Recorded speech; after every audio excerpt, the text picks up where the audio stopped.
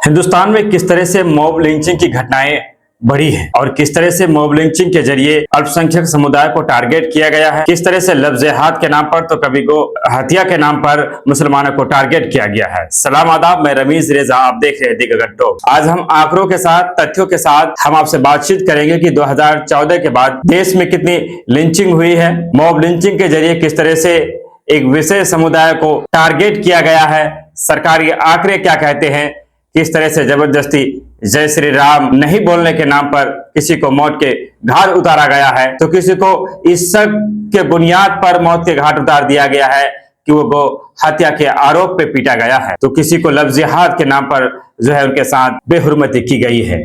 जब इस तरह की चीजें हो तो ये कहना अनुचित नहीं होगा कि देश की सरकारों को इस पर विचार करना चाहिए। 2014 के बाद जिस तरह से एक के बाद एक मुसलमानों के खिलाफ कानून लाई जाती है और जिस तरह से अप्रिय घटनाओं का एक दौर चला है, इसे हम इनकार नहीं कर सकते हैं। भारत की जो सरकार है वो सेकुलरिज्म की छवि को बरकरार रखने में उन्होंने जो है उस किला को बना के रख नहीं पाया है। हमारा हिंदुस्तान ऐसा तो नहीं था। अमन, गंगा जमुनी तहजीब की मिसाल हम लोग यहाँ अक्सर देखते थे, लेकिन जिस तरह की घटनाएं बढ़ रही है, जिस तरह से किसी को भी रहा एक लिंचिंग कर दिया जाता है, तो फिर सवाल बनता है कि सरकारें क्या कर रही है। चलिए हम पहले आंकड़े आपको बता देते हैं, फिर हम मुद्दे पर बात करेंगे। 2014 में लिंचिंग की कुल 5 घटनाएं हुई, जिसमें एक भी व्यक्ति की मौत नहीं हुई, लेकिन 13 व्यक्ति जो है घायल हो गए। 2015 में कुल 6 घटनाएं घटी और 8 लोगों की मौत हुई और 5 लोग जो है घायल हुए। 2016 में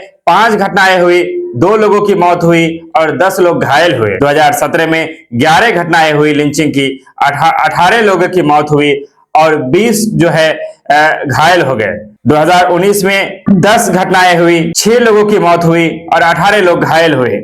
2020 में एक घटना हुई, ना तो कोई घायल हुआ और ना तो किसी की मौत हुई। 2021 का आंकड़ा हमारे पास नहीं है। 2022 में भी कोई इस तरह की घटना नहीं हुई। 2023 में जो है एक घटना हुई और एक व्यक्ति जो है घायल हुआ, कोई हताहत नहीं हुआ।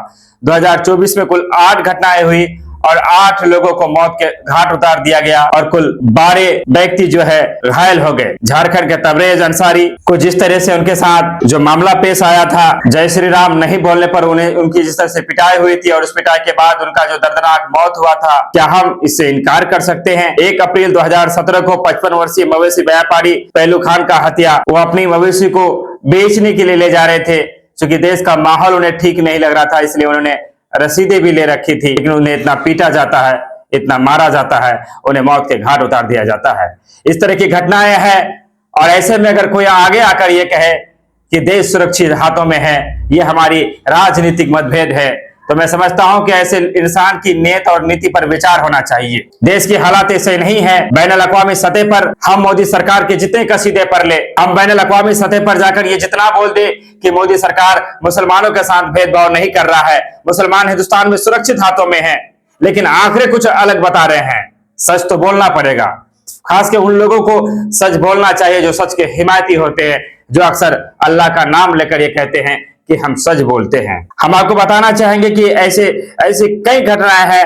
अलीगढ़ का जो घटना हुआ उसे भी आपने देखा। 18 मार्च 2016 को लातेर जिला में मजलूब अंसारी को किस तरह से गोहत्या के आरोप में पीटा गया। 29 जून 2017 को रामगढ़ के 100 लोगों की भीड़ ने अलीमुद्दीन नामक व्यापारी को किस तरह से पीटा, फिर जो उनकी मौत हो गई। 13 जून 2018 को गोंडा जिले के चिरागुद्दीन अंसारी को किस तरह से बेरहमी से पीटा गया।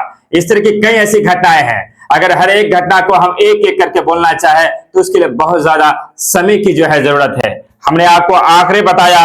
अगर सिर्फ 2024 के आंकड़ों पर अगर हम गौर करें, हम आपको बताते चलिए सरकारी आंकड़ा है, ये मीडिया रिपोर्ट्स की आंकड़ा है। सरकारी तो हम नहीं बोल सकते हैं, मीडिया रिपोर्ट्स की आंकड़ा है। जो बड़े बड़े चैनल है, जो बड़े बड़े जो हमारे मीडिया ग्रुप है, उन लोगों ने ये आंकड़ा दिया है। कितनों ऐसी घटनाएं होती होगी जो मीडिया की नजर नहीं पड़ती होगी, जो कैमरा के नजर में नहीं आता होगा।